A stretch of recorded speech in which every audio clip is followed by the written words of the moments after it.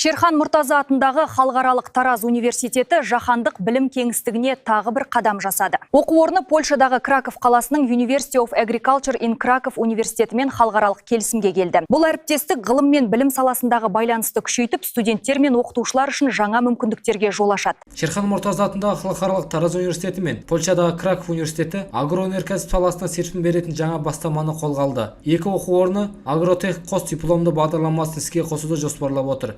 3+1 форматындағы бұл жоба студенттерге бірегей мүмкіндік ұсынады. 3 жыл Таразда, 1 жыл Краковта білім алып, халықаралық деңгейдегі диплом иегері атану. Бағдарлама болашақ мамандарды цифрлық технологиялар мен жасанды интеллектті меңгерген заманауи агросалы көшбасшылары ретінде даярлауға бағытталған. Сегодня понятно, что Бүгінгі таңда кез келген саладағы бірде-бір маман IT саласы мен жасанды интеллект туралы білімсіз жұмыс істей алмайтыны анық. Сондықтан оқу орындары мамандарды тек 1-2 жылға емес, 4-5 жыл алға озып жүретін деңгейде даярлауы тиіс.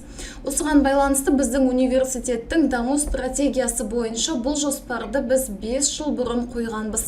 Қазіргі таңда біз ауыл шаруашылығы бағытын біртіндеп дамытып келеміз. Халықаралық әріптестік аясында Польша университеттерімен орнаған байланыс университет студенттеріне жаңа мүмкіндіктерге жол ашып отыр. Бұл бағыттағы жұмыстар жүйелі түрде жалғасуда. Біз Польшамен өте жақсы байланыстамыз, себебі біздің 7 студентіміз министрліктің грантын ұтып алған етін осы 2025-2026 оқу жылдарында толықтай министрліктің қаржыландыруымен Польшадағы Лодз университетінде оқып келді. Енді Польшадағы екінші вуз ол бізде осы Краков ауыл шаруашылық университеті. Бұл бағытта біз үлкен жоспар күтіп отырмыз. Тараз бен Краков арасын жалғаған бұл әріптестік жай ғана келісім емес, жаңа буын мамандарын қалыптастыратын маңызды бастама. Бұл қадам университеттің халықаралық білім кеңістігіндегі беделін арттырып, жаһандық деңгейдегі жаңа мүмкіндіктерге жол ашуда. Бекзат Әшірбай, Махаббат Құсайын, Елдар Түстікбай, Қордай 24 News.